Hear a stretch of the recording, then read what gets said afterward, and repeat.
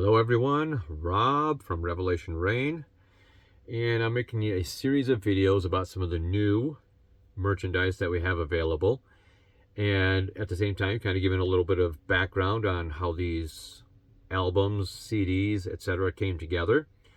And today I'm going to talk about an album called Day of the Lord, The Other Sides. Now, we recorded, meaning Revelation Rain, recorded the album Day of the Lord in early 2021, and the CD was released on April 29th of 2021, and that's also when it went live on all the digital platforms, and it's still available on all of the digital platforms. Day of the Lord and Vengeance is Mine, our debut record.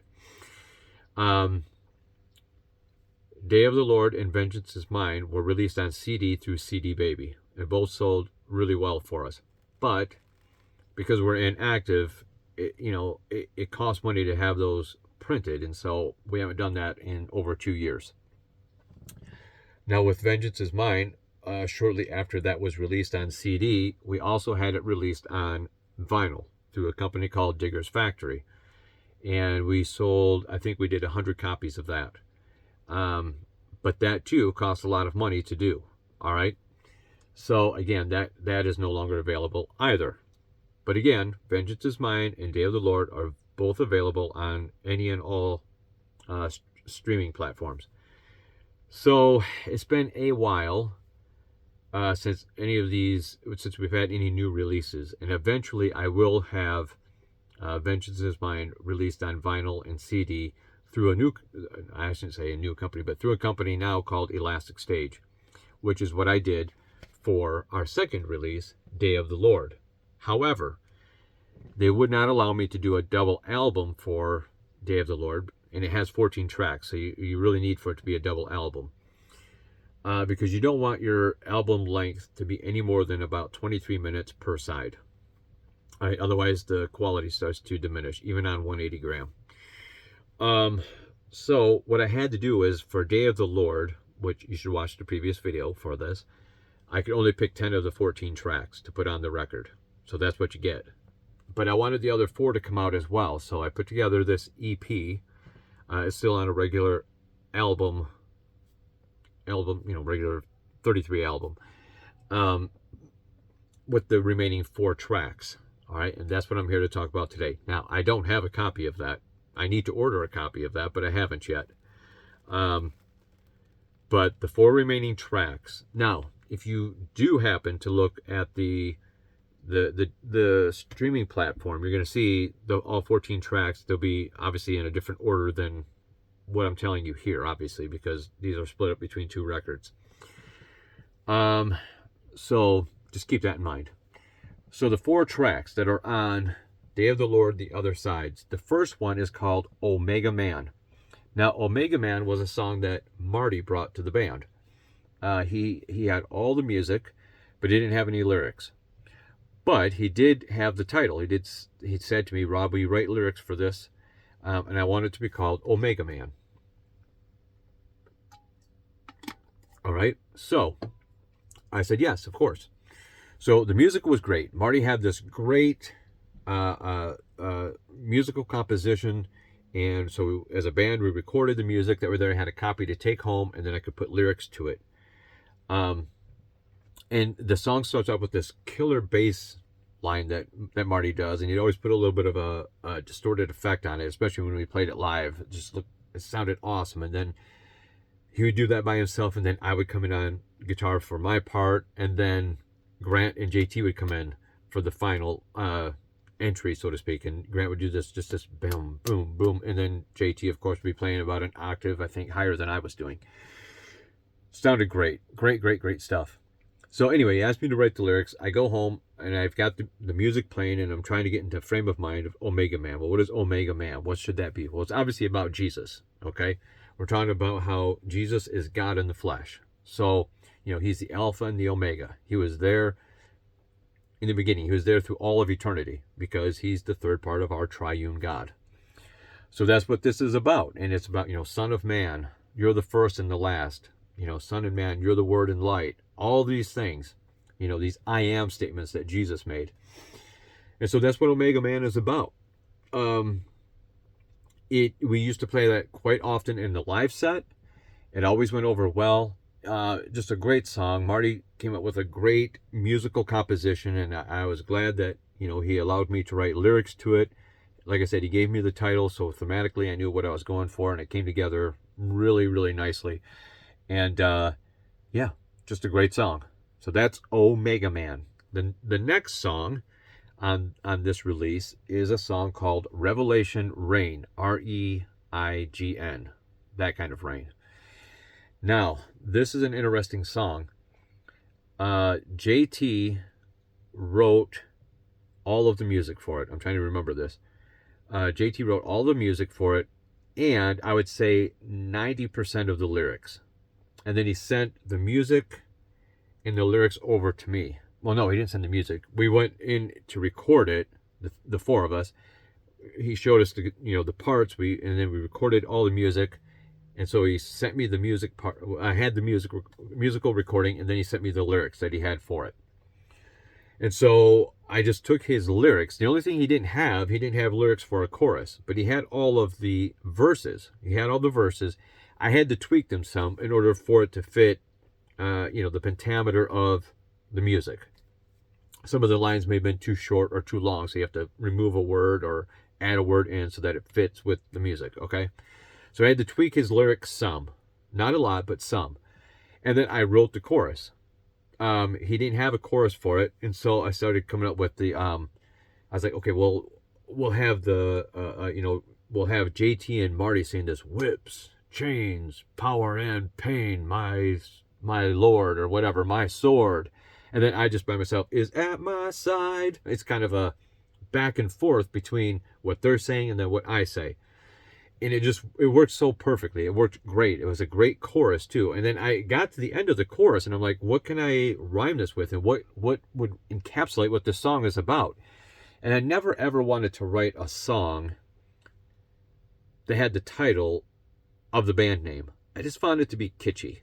And I know some bands have done that. They have a song that's the same title as their band name, like Bad Company, okay? There's the band, Bad Company, and then they have a song, Bad Company. And I always thought, not my thing.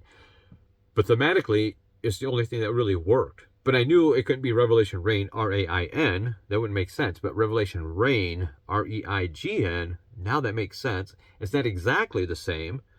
But there it is. So that's how that came about. That's how the title came. Because JT didn't have a title for it. I gave it a title once I wrote the chorus. Brought that all back to JT. I said, here are the lyrics. Here's the chorus. Let's see if it fits. I thought it would fit because I had a previous recording of just the music.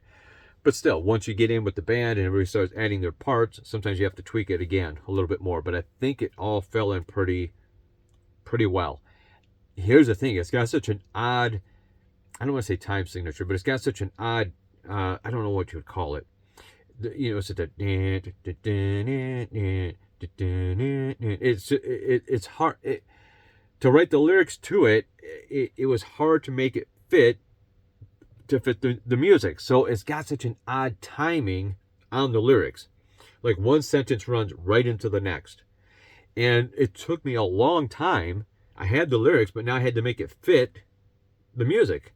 And as we started to rehearse it, I was like, man, this is a little bit harder than I thought. I had to get a certain time, a certain rhythm, and it's an offbeat type thing. If you listen to it, you wouldn't be able to just look at the lyrics and say, all right, guys, you start playing, I'm going to sing the lyric. It wouldn't fit.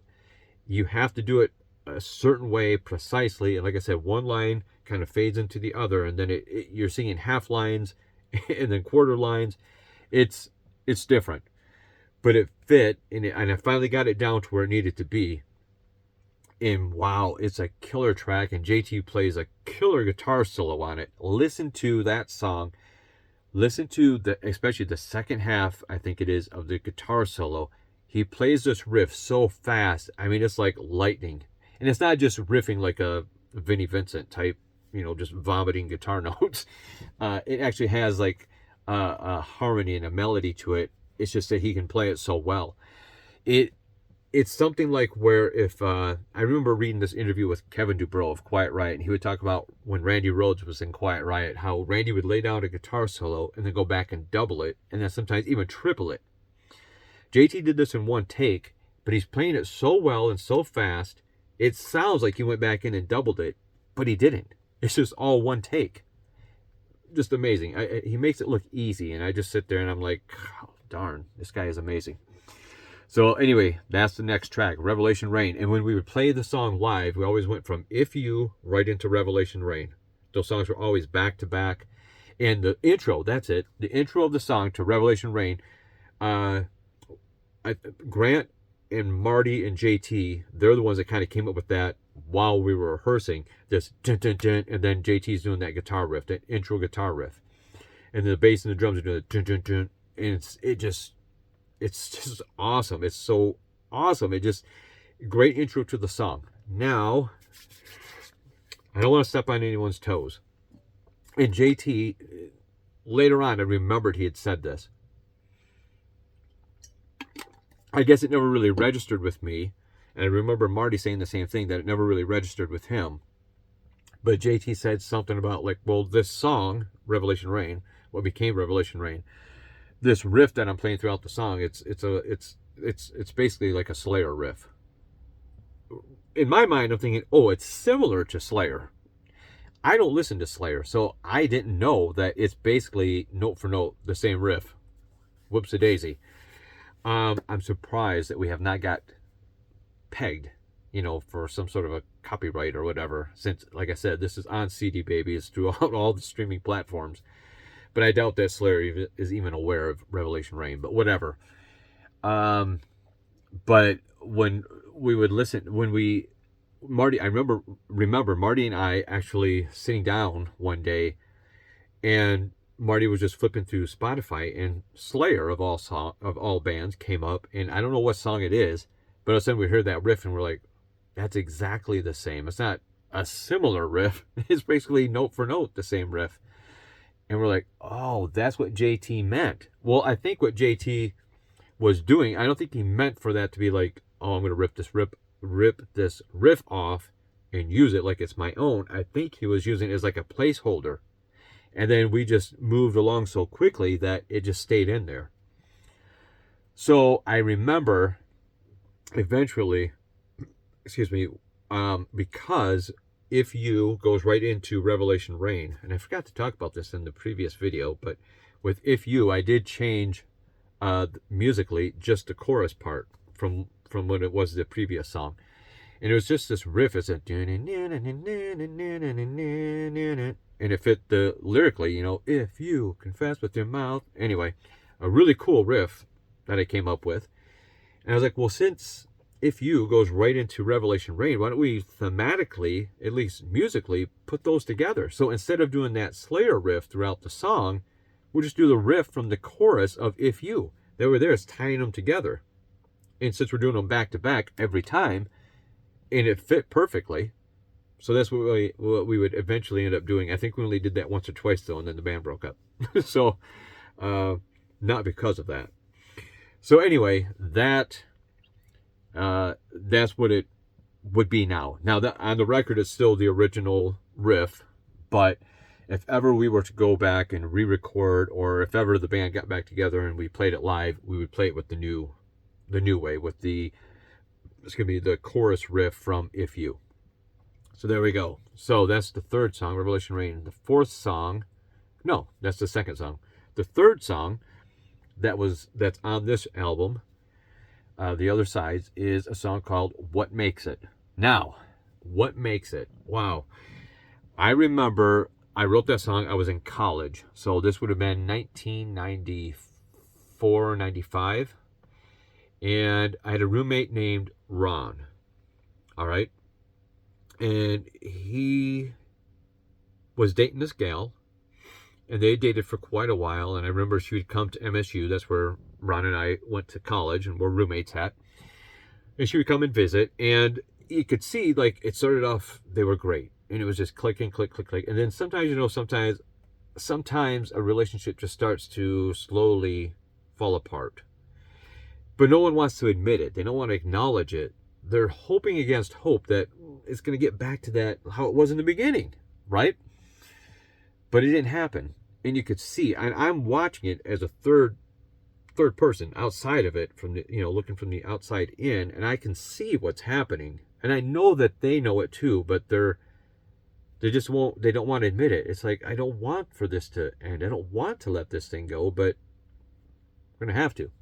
So anyway, we're in the dorm room, and he and the girlfriend had fallen asleep on the couch, and I'm thinking about all this stuff, and I'm looking at them, and I'm like, they look so peaceful while they're sleeping, but they know when they wake up, all the problems are still there.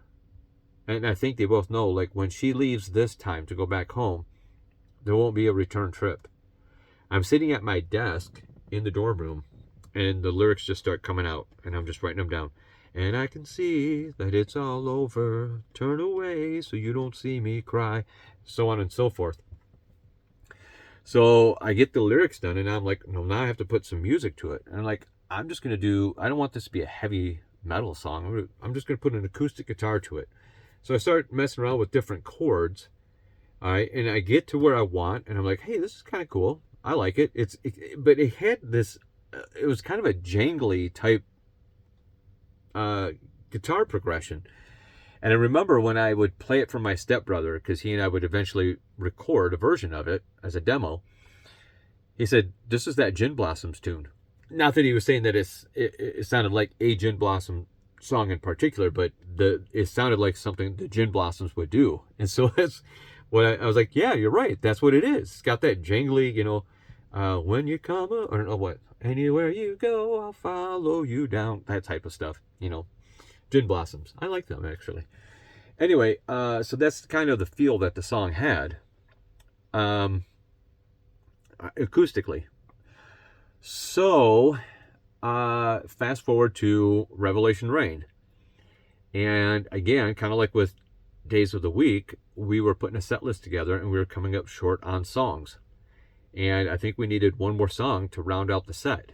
And so I said to the guys, all right, I have this song. I said, but it's acoustic. I said, give me a minute. Instead of the open chords, let me just do it on power chords. And then we'll make it a more heavy song. And that's what you get on Day of the Lord. It's power chords, bass, and drums, instead of just vocals and an acoustic guitar. And so lyrically, it stayed the same. What makes it? That's the title. And all the lyrics are the same. And then JT had said, hey, what if on that last chorus, I sing just underneath you? Kind of like what he was saying with Holy. But he's like, I'll sing the chorus with you, but just deeper voice, of course, and then right underneath you. And I'm like, yeah, that would sound cool. Then you got that duality, like the two people are saying this. They both have come to this realization. What makes it so hard is that I love you. What makes it so strong is that I seem to care. But in spite of that, all these other things, I can hear the voices talking in my head. I know that they're talking about me. Ask me if I care what they said, because there is nothing that you can make me believe. I mean, all this stuff that I'm observing. Anyway, fast forward, we put it together. It turned out great on the record. I think we did it a couple of times live, but only when we had to. Not that it's not a good song, but not every song, no matter how good it may be, is adept for being a live song. Some songs are great, but they're not great when they're played live, or they just don't fit a live set. And this song, it's not something that you can really rock out to, so to speak. And lyrically, it's not something that you can rally behind or whatever. But it's still a good song, but it's not something that we did live very often. Only if, like, we were in a pinch and, we needed another song, then we would do it. All right. Lastly, on this record, the song that couldn't make it on the album release is Samson, Part 1, The Lion Killer. This was a song that Marty brought to the band. And so he had the music all written, and he showed us all the parts. And so we recorded it from start to finish. That way we had a working version of the song. And then he asked me, can you put lyrics to it? I said, yes. He goes, okay, this is the title, Samson, Part 1, The Lion Killer, which implied, obviously, that eventually there would be a Part 2. Which, had we done a third album, there would have been. There would have been Samson Part 2, and I don't remember what the subtitle was. But I'm like, okay, so Samson Part 1, The Lion Killer. So we're talking about that specifically. Well, like I said, we recorded it. I took the music home, and so I would try to get in that zone to start writing lyrics. I'm like, well, this is Samson. What do we know about Samson? We know about Delilah. We know that he killed a lion. We know that he's a Nazarite, so he's not supposed to touch wine or get his hair cut. All right, so all these things, again, biblically, thematically, we know, if you know your Bible, we know these things. So how can I put that into a song now? Well, then it just started to come, born a man with the strength of God. Remember, he had great strength. Now, he wasn't as strong as God, but in Samson's mind, he felt like, well, I'm Samson. I can do whatever I want to. That's why he did stuff he wasn't supposed to do. Right? Anyway, and so, so it's talking about Samson, his ego problem. Then it'll switch to a verse about, how he's fallen prey to this lust of the flesh, Delilah. And then the chorus in the bridge is God saying, Samson, you can't taste the wine I sanctified and made you mine. It just fit together so perfectly. And again, that's inspiration. Got it done lyrically, took it back to the guys. They all liked it. And there you go. Samson, Part 1, The Lion Killer. And that, like I said, is on Day of the Lord, The Other Sides. If you want it on vinyl, it's just a 4-track EP. Or, on any digital platform, you can go and listen to the album in its original order, which I wish I would have. I have a CD copy of Day of the Lord. I think I got a handful of CDs left. In which case, the album track listing, the original track listing would go like this. Holy, We Are the Night, Splitting Hair, Splitting Atoms, Omega Man, Forgiveness, If You, Revelation Rain. That'd be side 1. Side 2 would be Crown of Thorns, Samson, The Ice Lord, What Makes It, Don't You Leave Me Tonight, I'm Your Way, and Jericho Must Fall. There we go. 14 tracks. So, yeah, there we are. Yeah, that's everything. So there you go, guys. Again, I'll put a link in the comments so that if you want to buy any of these products that I'm talking about, the link will be there. And we would appreciate it very, very much. You guys take care, and God bless.